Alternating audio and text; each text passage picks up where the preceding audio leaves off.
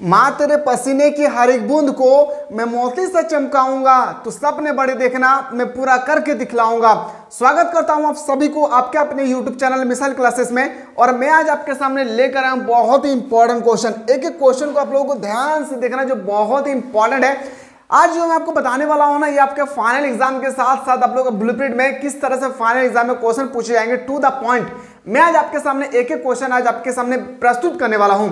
अगर आप लोग चाहते हैं सर हम लोगों को इसी तरह से इंपॉर्टेंट क्वेश्चन प्रोवाइड करते रहे, तो उसके लिए आप लोगों को सबसे पहले प्ले स्टोर को ओपन करना है, सर्च करना है मिसाइल क्लासेस के एप्लीकेशन को। मिसाइल क्लासेस के एप्लीकेशन को प्ले स्टोर से डाउनलोड करेंगे तो आपके सामने इस तरह से इंटरफेस होगी। यहाँ पे आप लोगों को ये कोर्स को बाय कर लेना है। आप कोई भी बोर्ड से हैं, जैक बोर्ड से हैं, बिहार बोर्ड से हैं, एमपी बोर्ड से हैं, राजस्थान बोर्ड से हैं, कहीं से भी है, आप लोगों के लिए यहाँ पे बहुत बेहतरीन तरीके से क्लासेस दिए जाते हैं। साथ ही साथ आप लोगों का सिलेक्टेड क्वेश्चन एग्जाम 2024 के रिगार्डिंग सबसे इंपॉर्टेंट क्वेश्चन कैसे बनेगी, कौन कौन सा क्वेश्चन पूछे जाएंगे, सारा का सारा चीज आप लोगों को प्रोवाइड किए जा रहे हैं।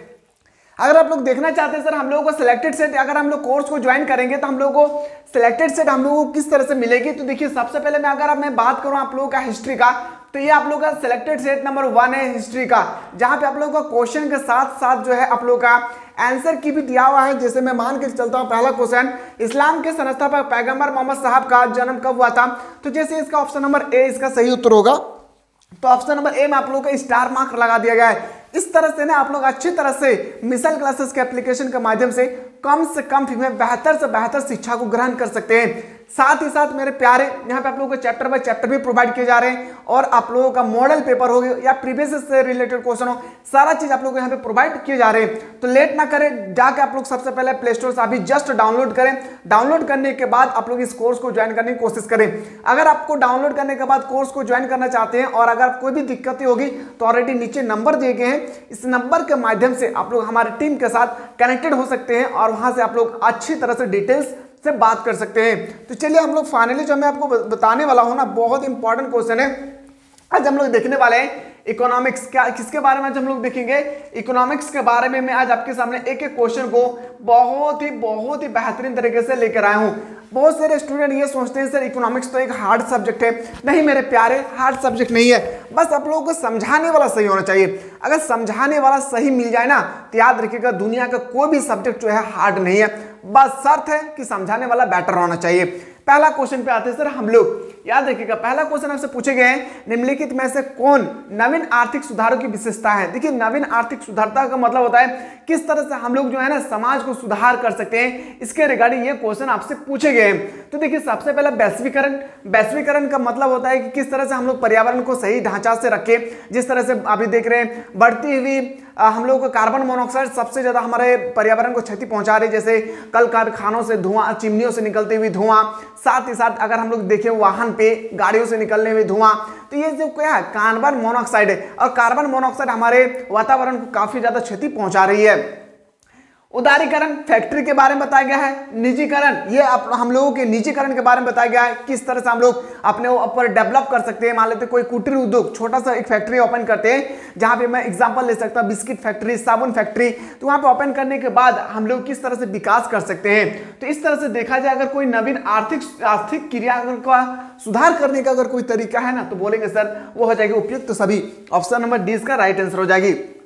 चलिए सर अब मैं बता दूं आप लोगों का इस वीडियो के डिस्क्रिप्शन पे एक व्हाट्सएप का लिंक दिया हुआ है। अगर आप व्हाट्सएप के लिंक को क्लिक करते हैं तो याद रखिएगा कोई भी नोटिस आएगी आपको जैक बोर्ड की तरफ से, यूनिवर्सिटी की तरफ से कोई भी नोटिस आती है सबसे पहले आप लोगों तक पहुंचेगी। इसके लिए आप लोगों को व्हाट्सएप ग्रुप को ज्वाइन कर लेना, ऑलरेडी डिस्क्रिप्शन में लिंक दिया हुआ है। क्वेश्चन नंबर 2 पे आते हैं सर, विश्व व्यापार संगठन के कितने देश सदस्य हैं। देखिए विश्व व्यापार का मतलब समझ में आ रहा है, वर्ल्ड ट्रेड ऑर्गेनाइजेशन। मेरा बात को समझिए, वर्ल्ड ट्रेड ऑर्गेनाइजेशन विश्व व्यापार संगठन। विश्व व्यापार संगठन जो है ना, इसकी अगर आपसे पूछा जाएगा इसका मुख्यालय कहाँ है, तो जेनेवा में। याद रखिए जेनेवा कहाँ है, तो बोलेंगे शायद स्विट्जरलैंड में है। याद रखिए यहाँ पे स्विट्जरलैंड में है। इस सबको नोट डाउन करते रहिए, हल्के पे नहीं लेना है।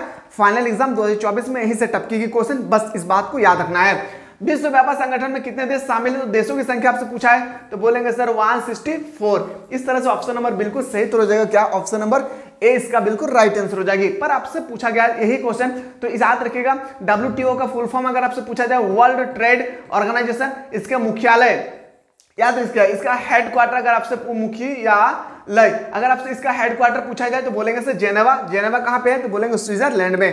क्वेश्चन नंबर 3 पे आते हैं। भारत सरकार द्वारा लागू किया गया नवीनतम कर क्या है? एक नया टैक्स। कर का मतलब होता है टैक्स, याद रखिए कर का मतलब क्या होता है? बोलेंगे सर होता है टैक्स।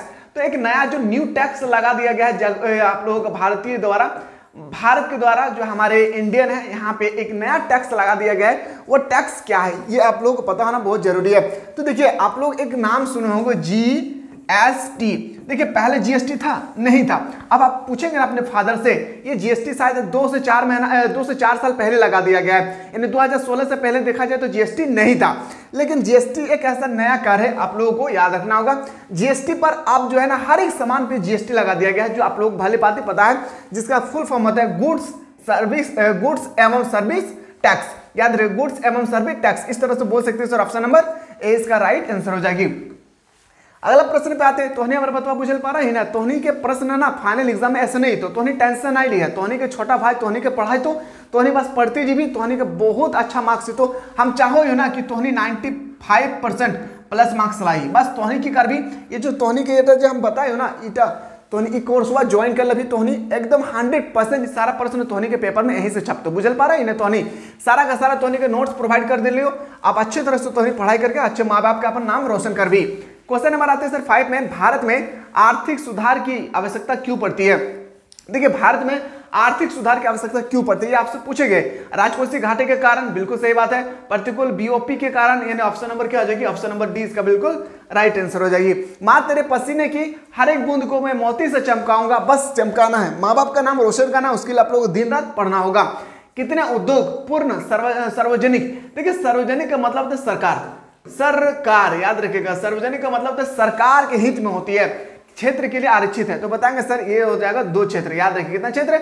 2 क्षेत्र। ऑप्शन नंबर सी इसका राइट आंसर हो जाएगी। मैं अगर अगला प्रश्न पे चलूं, GST परिषद का अध्यक्ष कौन होता है? मैंने अभी जस्ट बताया ना goods and service tax, goods and service tax का जो है अध्यक्ष कौन होता है ये आपसे पूछे गए हैं। जैसे मैंने पिछला वीडियो में आप लोगों को बताया था कि नीति आयोग का अध्यक्ष कौन होता है, अब सभी को पता है नीति आयोग का नाम पहले क्या था, ये सब नोट डाउन कीजिए, मेरा चेहरा देखने से नहीं होगा। योजना आयोग, क्या नाम था? योजना आयोग, जो 1950 में लागू किया गया था, और इसी का नाम मोदी ने चेंज करके, याद रखिएगा मोदी ने इसी का नाम जो है चेंज करके नीति आयोग रख दिया गया है, और इसका अध्यक्ष जो है भारत का प्रधानमंत्री होता है। याद रखिएगा कई बार ये क्वेश्चन पूछे गए हैं कि योजना आयोग का अध्यक्ष कौन होता है, तो बताएंगे सर प्रधानमंत्री। नीति आयोग का अध्यक्ष कौन होता है? प्रधानमंत्री। साथ ही साथ अगर आपसे पूछा जाए GST का परिषद कौन होती है, तो बताएंगे सर वित्त मंत्री, फाइनेंस मिनिस्टर, वित्त मंत्री आपको याद रखना होगा। जितना सारा क्वेश्चन बता रहा हूं ना, एक एक क्वेश्चन को नोट डाउन कर लीजिए, आंखें बंद करके, टपकेगा क्वेश्चन, टपकेगा। क्वेश्चन नेक्स्ट, नई आर्थिक नीति के अंतर्गत कौन सी नीति शुरू नहीं की गई थी? देखिए नहीं शुरू की गई थी, ये आपसे पूछा गया है, तो बताएंगे सर शहरीकरण। बाकी जो है उदारीकरण अभी हम लोग डिस्कस किए, निजीकरण वैश्वीकरण शुरू किया गया था, लेकिन शहरीकरण जो है शुरू नहीं किया गया था। नेक्स्ट क्वेश्चन पे आते हैं। अगर आप लोग चाहते हैं सर हम लोगों का अगला सेट भी प्रोवाइड करें इसी तरह से, तो जल्दी से आप लोग दबा करके एक बार कमेंट सेक्शन खुला हुआ है, कमेंट करना ना भूले। नई आर्थिक नीति वर्ष में पेश की गई थी, नई आर्थिक नीति कब पेश की गई थी? बोलेंगे सर 1991 में, याद रखिए कब? 1991 में। ऑप्शन नंबर बी इसका बिल्कुल राइट आंसर हो जाएगी। आते हैं सर क्वेश्चन नंबर 15 पे। व्यक्तियों की आय पर लगने वाला कर, व्यक्ति जैसे मैंने मान लेता हूं कि मैं आर्मी हूं, क्या हूं? आर्मी, याद रखिएगा मैं आर्मी हूं। अगर मैं आर्मी हूं और मान लेते हैं मुझे सैलरी मिल रहा है 20,000 रुपया, तो इसी में से ना हमारा 1%, 2%, 2-3% कुछ भी परसेंट का जो मैं मान लेता हूं कि 2%, तो 2% परसेंट घटाएंगे, डबल जीरो चिपकेगी, इस तरह से हम करेंगे तो कितना हो रहा है? तो बताएंगे सर 400 रुपया हो रहा है। कितना? अगर मैं 20,000 का मैं बात करूं 2% तो कितना हो रहा है? 4,000। तो 400 रुपया, तो 400 रुपये जो हम टैक्स दे रहे हैं ना सरकार को, ये टैक्स क्या कहलाता है? प्रत्यक्ष कर या अप्रत्यक्ष कर, डायरेक्ट इन टैक्स या इनडायरेक्ट टैक्स, ये आपसे पूछे गए। तो देखिए सरकार को हम लोग अपने पॉकेट से नहीं देते हैं, सरकार हमारे सैलरी से खुद काट लेते हैं। तो इस तरह से अगर हम देखें तो प्रत्यक्ष कर क्या हो जाएगी? प्रत्यक्ष कर, यानी डायरेक्ट बोलेंगे सर डायरेक्ट कर हो जाएगी। ऑप्शन नंबर सी इसका बिल्कुल राइट आंसर हो जाएगी। अगर आप लोग चाहते हैं सर हम लोगों को क्लास 12 में भी इसी तरह से स्टडी कराएंगे, तो बिल्कुल आप लोग इस प्लेटफॉर्म पर, इस चैनल से एकदम बिल्कुल एकदम जुड़े रहें। क्वेश्चन 17, BOP का अर्थ क्या है? देखिए BOP जो है ना,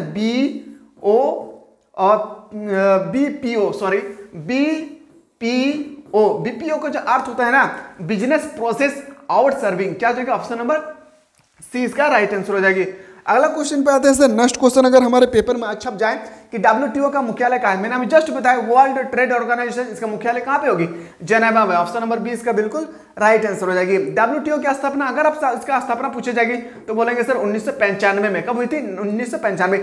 देखिए WTO है ना, इसके बारे में 3 चीज याद रखिएगा।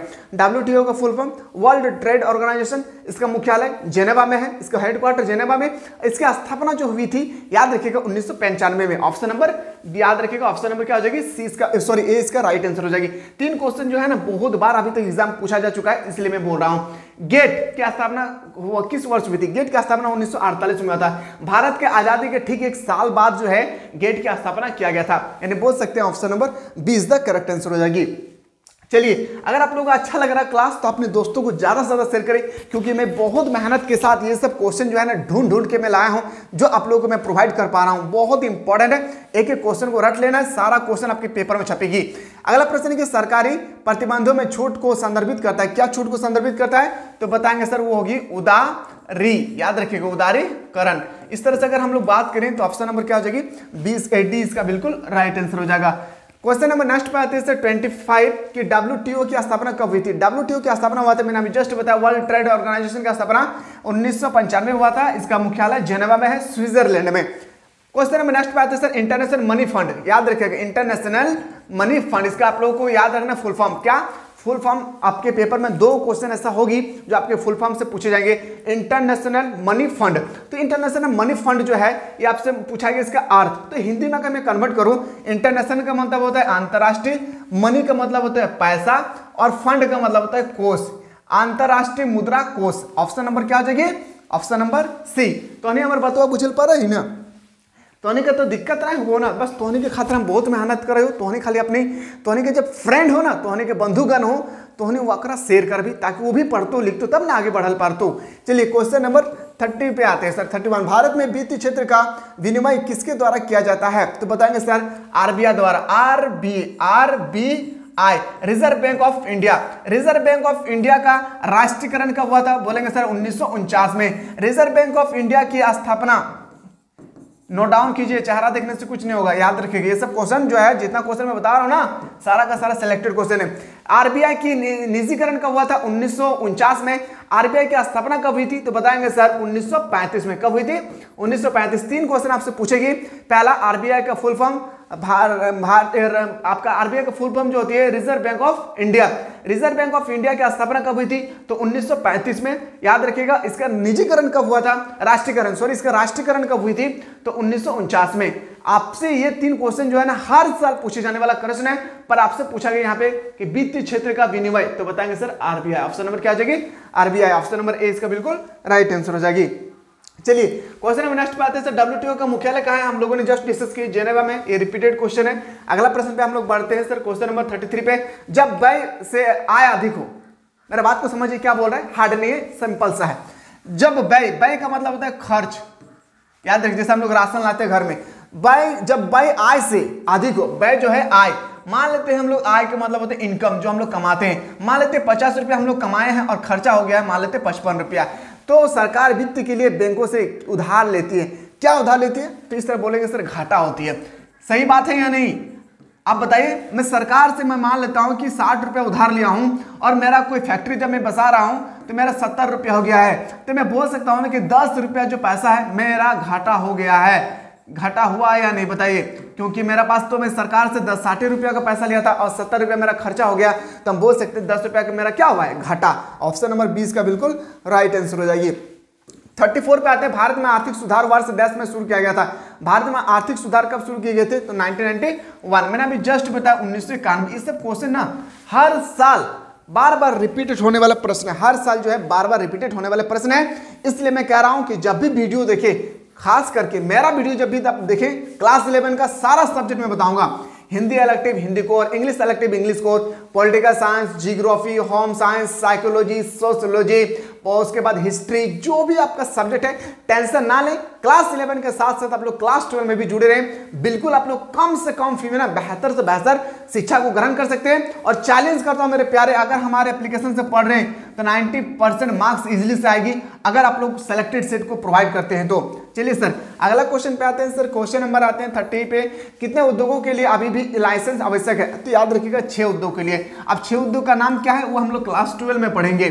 क्वेश्चन नंबर आते हैं नेक्स्ट पे कि निजीकरण के उद्देश्य है। निजीकरण का उद्देश्य है सरकारी की वित्तीय स्थिति में सुधार करना।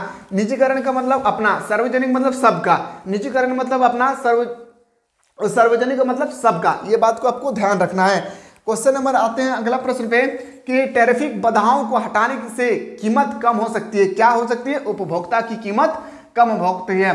देखिए जब आप क्लास 12 में जाएंगे ना तो आपको पढ़ना होगा उत्पादन, एक होता है उत्पाद, एक होता है आपका उपभोक्ता। इस सब के बारे में मैं आपको क्लास 12 में बहुत ही अच्छी तरह से आप लोगों को मैं समझाने की कोशिश करूंगा, ठीक है। चलिए क्वेश्चन नंबर नेक्स्ट पे आते हैं। सर हम लोग मुद्रा बैंक की स्थापना किसकी ऋण आवश्यकताओं को पूरा करने के लिए की गई थी? तो बोलेंगे छोटे उद्योगों के लिए। याद रखिए छोटे छोटे फैक्ट्री के लिए जो है मुद्रा आवश्यकता को पूरा किया जाता है। अगला प्रश्न पे आते हैं। नेक्स्ट क्वेश्चन, भारत में आर्थिक नीति बहुत बार रिपीटेड है 1991। ऑप्शन नंबर ए इसका बिल्कुल राइट आंसर हो जाएगा। मुख्य कहते हैं नई आर्थिक नीति को के रूप में भी जाना जाता है। नई आर्थिक नीति को हम लोग नई आर्थिक सुधार के नाम भी हम लोग जानते हैं। बस याद रखेंगे नई आर्थिक नीति का स्थापना जो है 1991 में हुआ था। और ये क्वेश्चन आपके पेपर में 200% जो है कितना परसेंट? 200% आपके फाइनल एग्जाम में छपेगी। याद रखिएगा इस बात को, भले भांति आपको पता होना चाहिए। अगला क्वेश्चन पे आते हैं। बार बार मैं कह रहा हूं अगर आप में से कोई ऐसे स्टूडेंट जो अभी तक एप्लीकेशन को डाउनलोड नहीं किए, जल्दी से जाएं मेरे प्यारे, डाउनलोड करें और कम से कम फी में बेहतर से बेहतर शिक्षा को ग्रहण करें। कम से कम फी में बेहतर से बेहतर शिक्षा को प्रोवाइड कर सकते हैं ओनली फॉर 260। याद रखिएगा 260 में आप लोग बेहतरीन तरीके से शिक्षा को याद रखिएगा परचेस कर सकते हैं, जहां पे आपको सारा का सारा chapter by chapter, selected question, previous question, model set, सारा चीज आप लोगों को प्रोवाइड किया जा रहा है। देखिए फी इतना नॉर्मल इसलिए रखा गया है ताकि हमारे प्लेटफॉर्म पर एक गरीब से गरीब बच्चा अगर पढ़े। बहुत सारे ऐसे स्टूडेंट हैं जीवन में मैंने देखा है कि जो पैसा के कारण वो स्टडी नहीं कर पाते। हमारा मकसद, हमारे पूरे फैमिली का मकसद यही है कि एक गरीब से गरीब बच्चा आकर हमारे इस प्लेटफॉर्म से स्टडी करे, वो भी कम से कम फी में, और उसके साथ साथ आप लोगों को सिलेक्टेड क्वेश्चन भी प्रोवाइड किया जाएगा। तो ऑप्शन नंबर क्या आ जाएगा? ऑप्शन नंबर डी इसका बिल्कुल राइट आंसर हो जाएगी। तो आशा करते हैं मेरे प्यारे आप लोगों को समझ में आया होगा। अगर आप लोग चाहते हैं सर हम लोगों को इसी तरह से जल्दी से सेट 2 भी प्रोवाइड करें तो बिल्कुल आप लोग चैनल से जुड़े रहें।